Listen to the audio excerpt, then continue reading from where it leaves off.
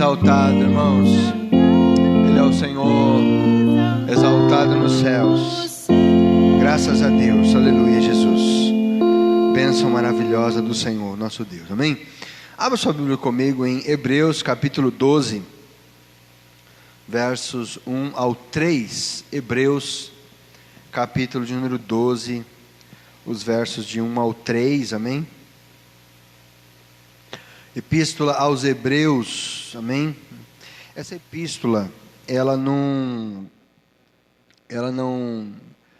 tem um autor definido, né? Existem alguns estudiosos que cogitam a possibilidade de ter sido Paulo que escreveu, né? Que há algumas semelhanças em relação a algumas defesas que ele faz, e também pelo vasto conhecimento que ele tem, que o autor tem da lei de Moisés, né?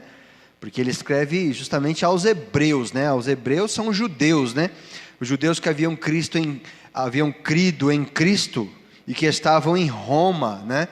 Então é possível que tenha sido Paulo, mas não há uma certeza. Então Hebreus capítulo 12, a epístola aos Hebreus, capítulo 12, versos 1 ao 3, diz assim: portanto, nós também, pois que estamos rodeados de uma tão grande nuvem de testemunhas, deixemos todo o embaraço e o pecado que tão de perto nos rodeia, e corramos com paciência a carreira que nos está proposta, olhando para Jesus, autor e consumador da fé, o qual, pelo gozo que lhe estava proposto, suportou a cruz, desprezando a afronta, e assentando-se à destra do trono de Deus.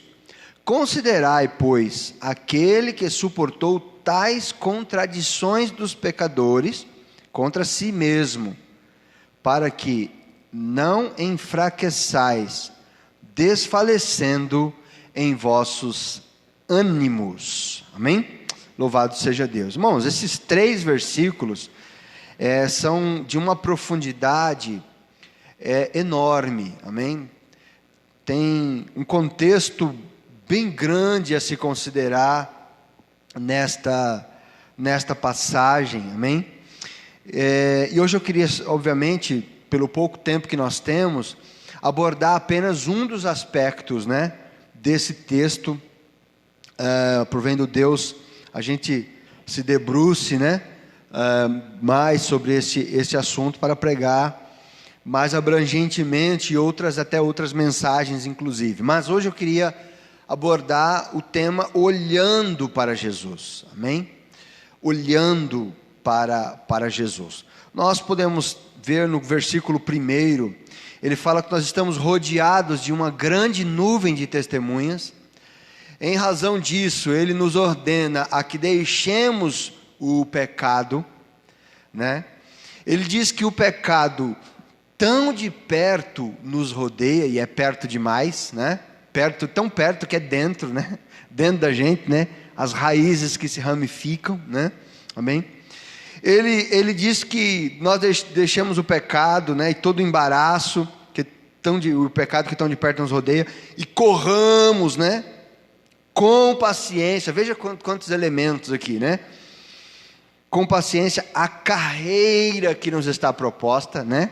Nós temos uma proposta de Deus, esta carreira aqui, né? Você tem essa trajetória para fazer, né? Daqui até lá. Amém? Essa proposta, são essas as ferramentas. E esta é a recompensa, né? Você vai por conta disso que eu fiz por você, do sacrifício do meu filho. Tem uma série de questões a se considerar. Isso só no versículo 1. Aí o versículo 2 entra justamente com aquilo que nós vamos trabalhar, olhando para Jesus. Olhando para Jesus. Amém? E ele diz que Jesus é o autor e consumador da fé. Você vê, cada assunto, cada frase desta, né? Cada expressão, cada termo, né? Abrange muitas coisas maravilhosas, né? Consumador da fé, o qual pelo gozo, né? A alegria que lhe estava proposta, né? Ele suportou a cruz e desprezou a afronta, né? assentando-se à destra do trono de Deus. Amém? Ele diz: considerem, pois, né? É aquele que suportou, falando do mesmo Jesus, né? Aquele que suportou, considerem, pois, então, aquele que suportou tais contradições dos pecadores contra si mesmo, né? Para que não enfraqueçais, né? Desfalecendo em vossos ânimos. Você vê que cada frase dessa, cada sentença dá uma mensagem aí, né? Para os grandes pregadores, né? Uma bênção maravilhosa. Mas eu quero focar, eu li os 3 versículos, porque tem uma mensagem, um todo, né? Para a gente poder trabalhar o tema de olhando aí para Jesus, né?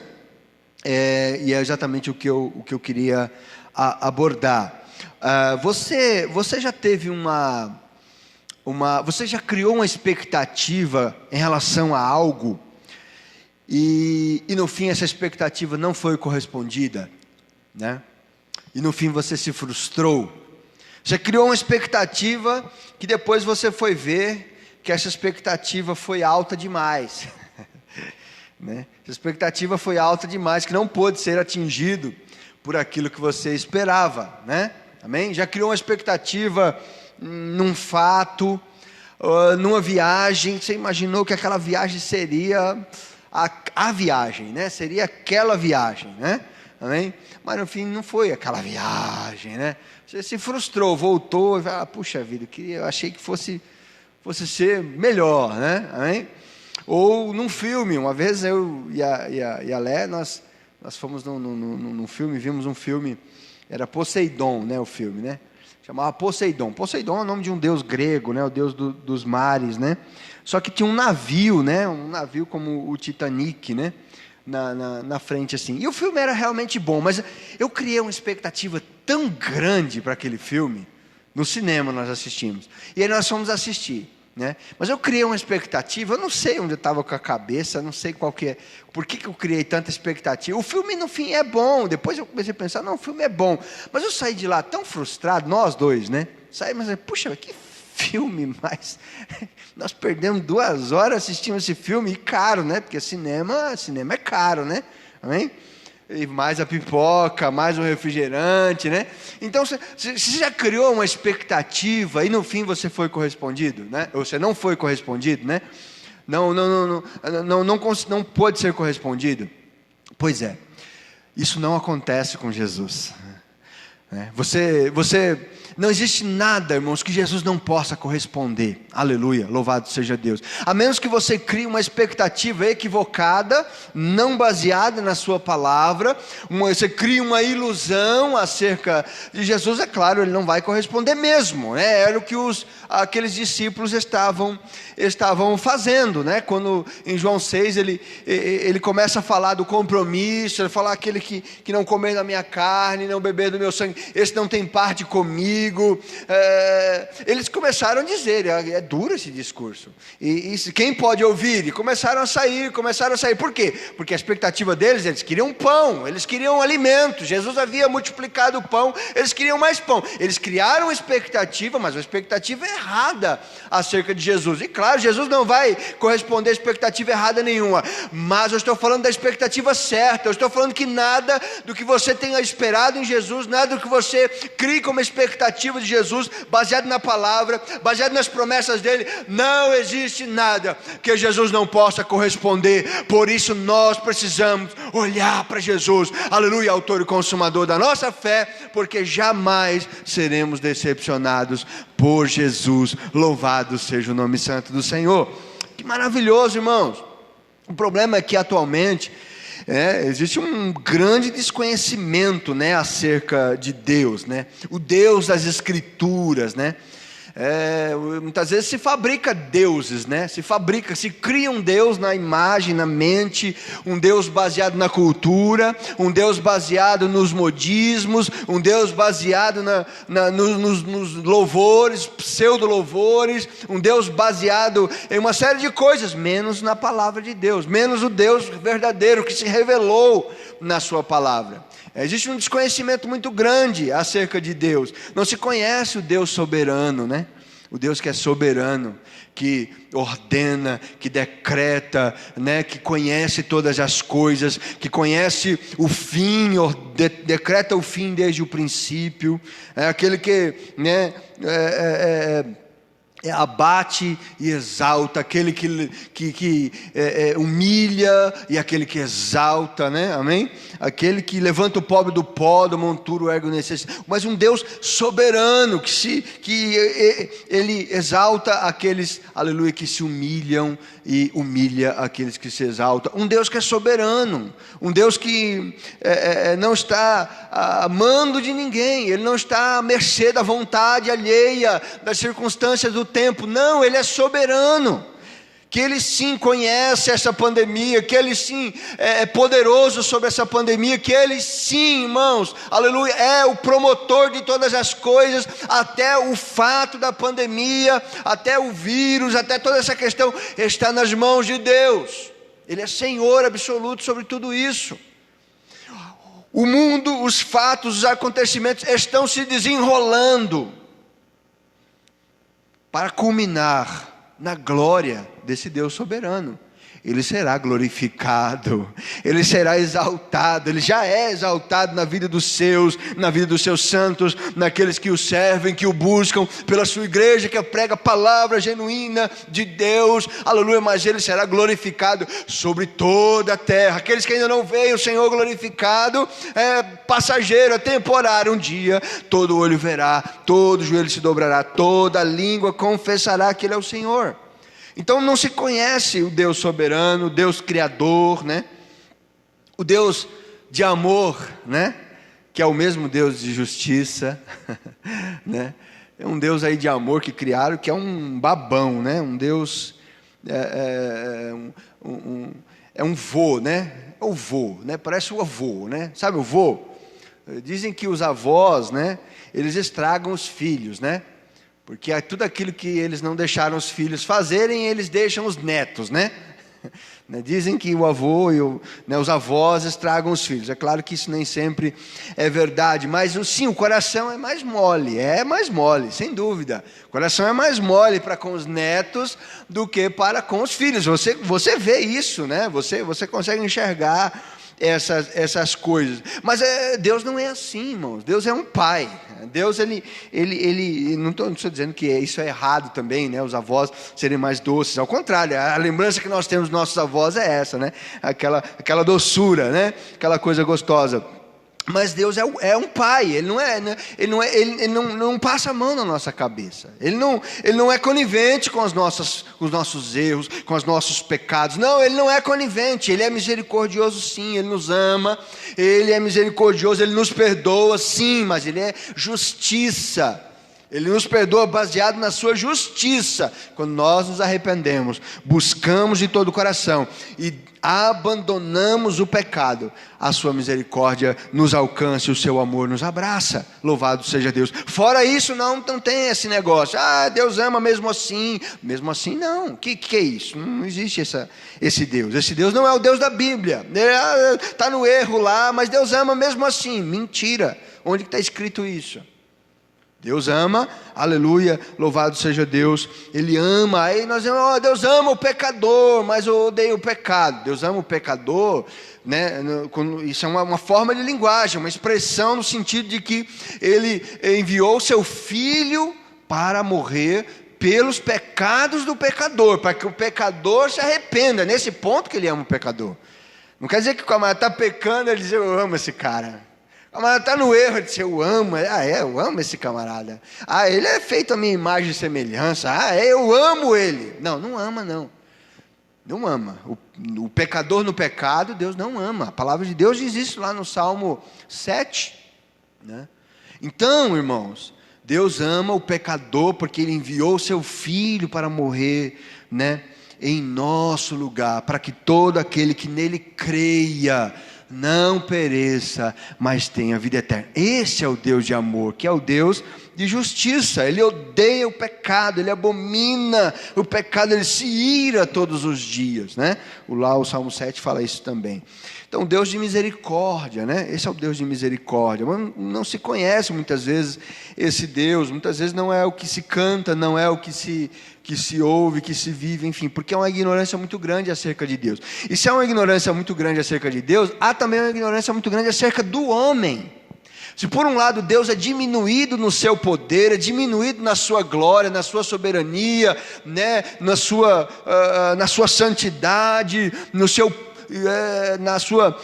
pelo fato de ele estar separado e acima de todas as coisas, como Jesus ensinou na oração do Pai Nosso: santificado seja o teu nome, ou seja, acima, não existe nada na categoria dele, ele está acima de todas as coisas, de todas as categorias, de todo esse mundo. Não é aquele negócio que nós dizemos, a vida sentimental, a vida espiritual, a vida material, a gente divide tudo em caixinhas, e aí naquele ponto da vida espiritual a gente põe Deus. Então Deus, a esposa, o filho. Deus não está equiparado a categoria nenhuma, querido. Deus já está acima de todas as coisas. Santificado seja o teu nome. É o meu relacionamento com Ele que vai depender de todos os outros. A esposa, filhos, pais, parentes, amigos, colegas de trabalho, vizinhos, irmãos da igreja. Tudo depende, aleluia, o relacionamento vai depender, e a bênção desses relacionamentos vai depender do meu relacionamento com Deus, que está acima, não está na mesma categoria dos demais. Não pode estar na mesma categoria. Então, se tem uma ignorância acerca de quem é Deus, da sua glória, tem-se uma ignorância acerca de quem é o homem, de quem somos nós. Cada vez que nós conhecemos mais a Deus, mas nós entendemos quem nós somos. Quem? Miseráveis pecadores. Nós somos miseráveis pecadores. É isso que nós somos. Ai, irmão, mas eu sou lavado e remido pelo sangue do Cordeiro. Glória a Deus. Você é um miserável pecador, lavado e remido pelo sangue do Cordeiro. Louvado seja Deus. Aleluia. E graças a Deus que você é lavado e remido pelo sangue do Cordeiro. Mas é um miserável pecador, assim como eu e assim como todo ser humano na face da terra. Né? E glória a Deus que somos lavados e remidos pelo sangue do Cordeiro, porque os outros são miseráveis pecadores que não foram lavados nem remidos pelo sangue do Cordeiro, porque não se arrependeram. Né? Mas a posição do homem precisa estar muito clara. O homem parece num evangelho antropocêntrico que a gente vive hoje. O homem está no meio, o homem está no centro, o homem é o centro das atenções, é tudo em função do homem, é tudo, é o humanismo, não é, não é uma teologia baseada em Deus, é uma teologia baseada no homem, o homem que está no centro. É o homem que ordena, é os sentimentos do homem que coordena a religiosidade dele. É os sentimentos do homem que comanda o relacionamento dele com Deus. E não é isso que a Bíblia diz. É a palavra de Deus que tem que nos conduzir. Por isso, quando o autor diz olhando para Jesus, é olhando para o Jesus verdadeiro, olhando para o Jesus bíblico. Quando nós olhamos para Jesus, nós entendemos, nós vemos como nós somos amados, aleluia. Quando nós enxergamos Jesus, o Jesus verdadeiro, nós vemos como nós somos amados. Porque quando nós olhamos para o homem, nós vemos o desamor, porque nós não amamos também, não amamos, né? Amém? Não amamos, nosso amor é baseado no interesse, né? E somente em Deus nós temos o verdadeiro amor, e nós só amamos na graça, no poder do Espírito Santo de Deus. Quando nós olhamos para Jesus, nós somos preenchidos de esperança e encorajamento, né? Mas quando nós olhamos para o homem, nós vemos o desespero. O desespero. Não há esperança, há desespero. E a palavra desesperança já está dizendo sem esperança, né? Desespero é sem esperança, não há esperança. Quando nós olhamos, por isso nós precisamos olhar para Jesus, mas é o verdadeiro Jesus. Não é olhar, né, para si mesmo. Não é olhar para si mesmo, é olhar para Jesus. Não é olhar para si mesmo, porque quando a gente fala olhar para o homem, muitas vezes no nosso conceito é o quê? Olhar para aqueles que estão ao nosso redor, as pessoas, né? Mas às vezes olhar para o homem, quando a Bíblia apresenta, é olhar para você mesmo, é se basear em você, é ter você como o padrão, é ter você como a referência, é ter você como o ideal, é ter você como o ponto de partida. Talvez não seja o ideal, mas o ponto de partida, ou a referência em que se mede, a régua em que se mede as coisas, as circunstâncias, o relacionamento, a vida em si. E não é isso que nós devemos fazer. Nós devemos olhar para Jesus. Ele é o nosso referencial. Paulo disse, olha, lá em 1 Coríntios 11:1, irmãos, sede meus imitadores, como eu sou de Cristo. Veja que ele está chamando atenção para ele, porque ele é um referencial visível. Mas ele diz, olha, olhem para mim, mas à medida que eu sou exemplo de Cristo, né? Sede meus imitadores, como eu sou de Cristo. Não é me imitar porque eu sou alguma coisa, não, é porque eu também sou imitador de Cristo, né? Eu talvez até me arrisco a dizer aqui que a ideia dele é dizer, olha, me imitem, sejam meus imitadores, mas só quando eu for imitador de Jesus, hein? Quando eu não for imitador de Jesus, vocês não me imitem, né? Porque eu tenho limitações também, mas Jesus não nos frustra. Olhe para Jesus, porque você não vai se frustrar. Olhe para o verdadeiro Jesus, mas não olhe para o homem, não olhe para você mesmo, né? Vamos abrir lá em Jeremias 17, Jeremias capítulo 17, versículos 5 ao 10. Jeremias capítulo 17, dos 5 ao 10, Jeremias vai falar um pouco sobre isso. E é tão tremendo, né, esse texto. Jeremias 17, dos 5 ao 10, ele diz assim, Jeremias capítulo 17, dos 5 ao 10. Assim diz o Senhor, maldito o homem que confia no homem, e faz da carne o seu braço, e aparta o seu coração do Senhor. Veja, maldito o homem que confia no homem, mas esse homem aqui é você mesmo, né? Claro que envolve toda a questão do homem, mas também envolve a você mesmo. Maldito o homem que confia no homem, e faz da carne o seu braço.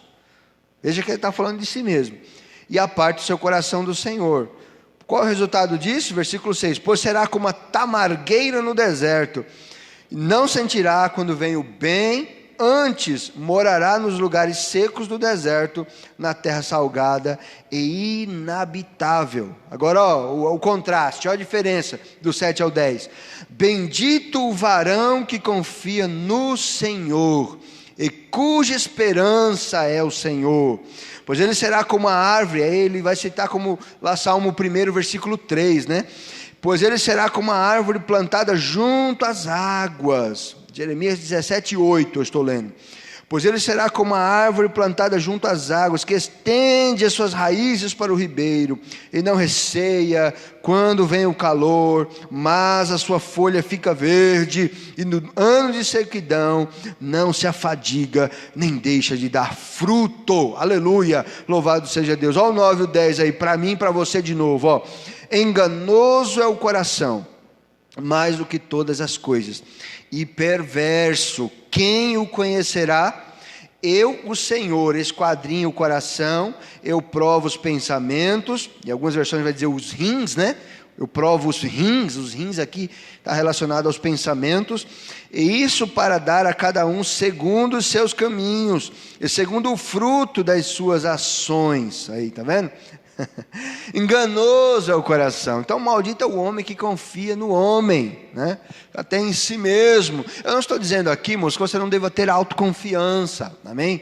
O que você não pode ter é uma autoconfiança exacerbada, acima daquilo que a palavra de Deus te ordena. Você não pode ser, né? Você não pode ter uma baixa autoestima, mas você também não pode superestimar a si mesmo, acima daquilo que a palavra manda. Porque você e eu somos pecadores, né, homens e mulheres falíveis, pecadores que fomos resgatados pela graça de Deus. Se você assim já creu em Jesus, você que está nos assistindo, se você já creu em Jesus, nós somos pecadores, aleluia, que fomos resgatados pelo Senhor. Louvado seja, estamos aguardando a redenção final do nosso corpo e dependemos dele, por isso precisamos olhar para ele a cada passo, a cada dia, aleluia, olhar para o Senhor, autor e consumador da nossa fé. Mas se nós confiarmos em nós mesmos, enganoso é o coração, mais do que todas as coisas. Os nossos raciocínios são corrompidos, os nossos pensamentos são influenciados por este mundo. Eu dizia essa semana para uma jovem, né? Se você não estiver na igreja, você vai ser influenciado por aquilo que você absorve todos os dias. Onde você estiver, você vai absorvendo coisas, e as suas decisões, as suas escolhas vão ser baseadas naquilo que você vai absorvendo. Por isso que você precisa estar na igreja, ouvindo a palavra de Deus, porque os nossos pensamentos são influenciados, e muito influenciados, né? As nossas imaginações são ilusórias. Quantas ilusões na nossa mente. Os nossos gostos, irmãos, são contaminados. Os nossos gostos, né? Isaías diz, os nossos atos de justiça são como trapos da imundícia. Ele não fala os nossos pecados são tão trapos, os nossos atos de justiça, as nossas coisas boas são contaminadas. Os nossos planos, irmão, são falíveis, os nossos projetos são limitados. Nós precisamos olhar para Jesus, aleluia, confiar nele. Louvado seja o nome santo do Senhor, aleluia, glória a Deus, amém? Então olhar para Jesus, né, o autor e consumador da fé. Irmãos, nós precisamos olhar para Jesus, contemplando nas Escrituras, né? O Salmo 27, versículo 4, ele diz isso, né? Uma coisa pedi ao Senhor, e a buscarei, que eu possa morar na casa do Senhor todos os dias da minha vida, para contemplar a formosura do Senhor e aprender no seu santo templo. Contemplar a formosura do Senhor é no seu templo, é na casa do Senhor, é através da sua palavra, é através da leitura da sua palavra, através da pregação da sua palavra, porque a fé vem pelo ouvir, e ouvir a palavra de Deus. Precisamos olhar para Jesus. Você precisa olhar para Jesus. Está confuso? Olhe para Jesus. Está confuso porque não está olhando para Jesus. Está triste? É porque não está olhando para Jesus. Está desanimado? É porque não está olhando para Jesus. Eu também passo por isso. Eu também, se eu estou desanimado, se eu estou triste, também fico desanimado, também fico desmotivado, também tem hora que caminha mais devagar, não é assim? Mas eu não digo assim, porque o mundo é complicado, porque servir a Deus hoje é difícil. Não é não, é porque eu sou talvez preguiçoso, é porque eu sou talvez, né, indolente, né? É por isso, porque eu não tenho olhado para Jesus, não tenho lido a palavra, por isso que eu estou desanimado, é por isso que eu estou triste, é por isso. Não tem outro motivo, não tenho que achar um motivo fora de mim. Eu tenho que olhar para mim e ver, aleluia, o que falta em mim, que só Jesus pode preencher. E é por isso que olhando para Ele, você vai compreender. Se você olha para você, você não vê nada, você vê o vazio. Mas quando você olha para Jesus, você vê, aleluia, a plenitude, a completude da sua alma, o seu deleite final, o seu objetivo, o seu principal alvo, a sua meta, o seu objetivo cumprido na pessoa bendita de Jesus de Nazaré. Louvado seja. Então olhe para Jesus, não fique procurando desculpas ao seu redor. Olhe para Jesus. Outra coisa que gostaríamos de falar, nosso tempo está indo já, mas que é muito importante. A gente tem que olhar para Jesus, irmãos, e não para os sistemas, os nossos sistemas, por mais evangélicos que eles sejam, por mais eclesiásticos que eles sejam, são sistemas humanos. É lógico que nós sabemos que o Senhor abençoa a igreja, que a organização da igreja é importante, mas ela também tem muitas falhas, muitas. E não quer dizer que ela tem que ser ignorada, que ela tem que ser combatida, como a gente infelizmente vê muitos irmãos fazendo. Combate a estrutura da igreja, combate a liderança da igreja, por causa de problemas pontuais. O problema não é o modelo, o problema não é a liderança. É como aqueles que combatem o modelo, né, que Deus estabeleceu do casamento, do homem e da mulher. Combatem o modelo, porque Adão e Eva pecaram e aquela coisa toda, e aí combatem o modelo como se o problema fosse o modelo que Deus estabeleceu. O problema não é o modelo, o problema é quem compõe o modelo. O problema não é a igreja, o problema é quem está na igreja, quem lidera, quem canta, quem prega, quem ensina. O problema somos nós. Qual é a solução? A solução é Jesus, e Jesus está em nosso meio. Nós precisamos buscá-lo, nós precisamos, aleluia, servi-lo. Nós não podemos ignorar ou rejeitar ou combater a igreja e os sistemas, mas precisamos olhar para Jesus, não é para os sistemas. É caminhar, sendo canal de bênção dentro dos sistemas, aleluia, dentro da igreja, mas olhando para Jesus, autor e consumador da nossa fé. Louvado seja o nome santo do Senhor. Tem muitos evangelhos por aí, muitos evangelhos sendo pregados. E Paulo lá em Gálatas capítulo 1, versículos aí 6 a 8, ele diz: maravilho-me, que tão depressa, né? Vocês passaram daquele que vos chamou a graça de Cristo para outro evangelho. Me maravilho, eu estou maravilhado, vocês passaram daquele evangelho que eu preguei para vocês, através do qual vocês passaram a graça de Cristo, foram chamados à graça de Cristo, vocês agora foram para um outro evangelho. E aí no versículo 7 ele explica, o qual não é outro, ou seja, porque não há outro evangelho, né? Não há, são imitações do evangelho, o qual não é outro, mas há alguns que vos inquietam e querem transtornar o evangelho de Cristo. E no versículo 8 ele encerra com aquele fechamento, como diz aí no chavão, com chave de ouro, né? Versículo 8, mas, ainda que nós mesmos, ou um anjo do céu, vos anuncie outro evangelho, além do que já vos tenho anunciado, seja anátema, seja maldição. E os sistemas, e o meio gospel, o meio evangelho, está cheio de evangelhos fraudulentos, evangelhos, como eu disse já, centrados no homem, não em Deus. Aí busca-se métodos da psicologia secular para resolver problemas que a palavra de Deus já diz, está careca de dizer há milhares de anos. E por que não são resolvidos? Porque a palavra de Deus não é suficiente? Não, é porque não buscamos em Deus, não oramos em Deus, não fazemos aquilo que dizemos que fazemos.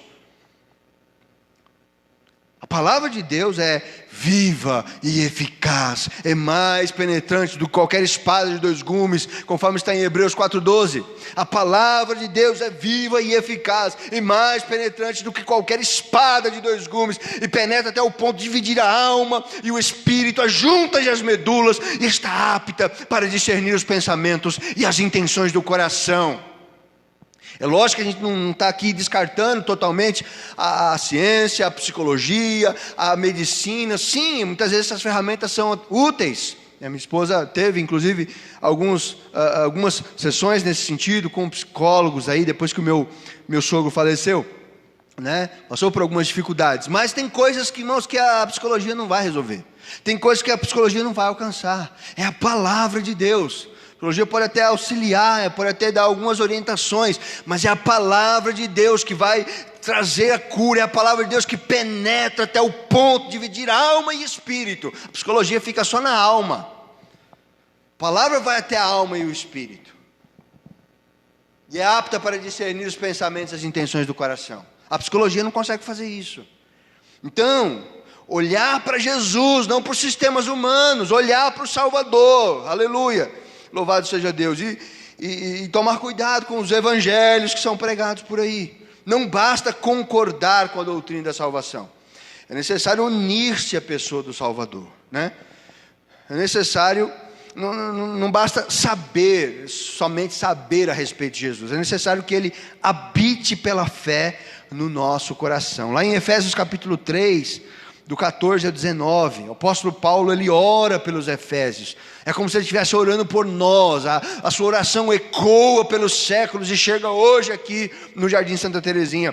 Por causa disso, Efésios 3,14, por causa disto me ponho de joelhos perante o Pai de nosso Senhor Jesus Cristo, do qual toda a família nos céus e na terra toma o nome, para que segundo as riquezas da sua glória, olha que coisa maravilhosa, vos conceda que sejais corroborados, completados, aleluia, com poder pelo seu Espírito, aleluia, Espírito Santo, no homem interior, aleluia. O versículo 17, isso aqui é para a gente entender o que é olhar para Jesus, para que Cristo habite pela fé nos nossos corações, a fim de que estando arraigados e fundados em amor, arraigado é enraizado, amém? Arraigado é enraizado, e fundados em amor, poderes perfeitamente compreender com todos os santos, qual seja a largura e o comprimento e a altura e a profundidade, e conhecer o amor de Cristo, que excede todo entendimento. Onde psicologia alcança isso aqui? Excede todo entendimento, para que sejais cheios de toda a plenitude de Deus. Então olhar para Jesus, para que Ele habite pela fé nos nossos corações. Você está olhando para Ele, e Ele habitando no seu coração pela fé. Você está olhando para Ele também pela fé, e Ele está habitando no seu coração pela fé. Abraão, sai da sua terra, da sua parentela, para uma terra que eu vou te mostrar. Onde é, Senhor? Sai da sua terra. Tem bússola, Senhor? Qual é a direção, Senhor? Abraão, sai da sua terra e da sua parentela, para uma terra que eu ainda te mostrarei, ainda vou te mostrar. E a Bíblia diz que Abraão saiu, crendo no Senhor, crendo em Deus. Aí Deus faz uma promessa: Abraão, você vai ter um filho. Teve lá Ismael, não é Ismael, o filho é natural, o filho é de acordo com a promessa, é em Sara, sua mulher, e pela promessa, com 100 anos de idade, Sara com 90 anos de idade, irmãos, isso é humanamente impossível, né? É pela promessa de Deus. Ah, que bênção, ó. A Bíblia diz que Abraão creu em Deus, isso lhe foi imputado por justiça. A fé de Abraão, aleluia, estava em Deus. Agora eu vou te dar um filho. Já pensou se Abraão tivesse com a fé voltada para o filho? Agora, que bênção. Meu Deus vai me dar um filho, vai me dar Isaac, Deus faz promessa para a gente fica preocupado com a promessa, preocupado. Fique preocupado em servir a Deus, fique preocupado em ser fiel a Deus, fique preocupado em glorificar a Deus na caminhada, porque as promessas Ele vai cumprir, querido.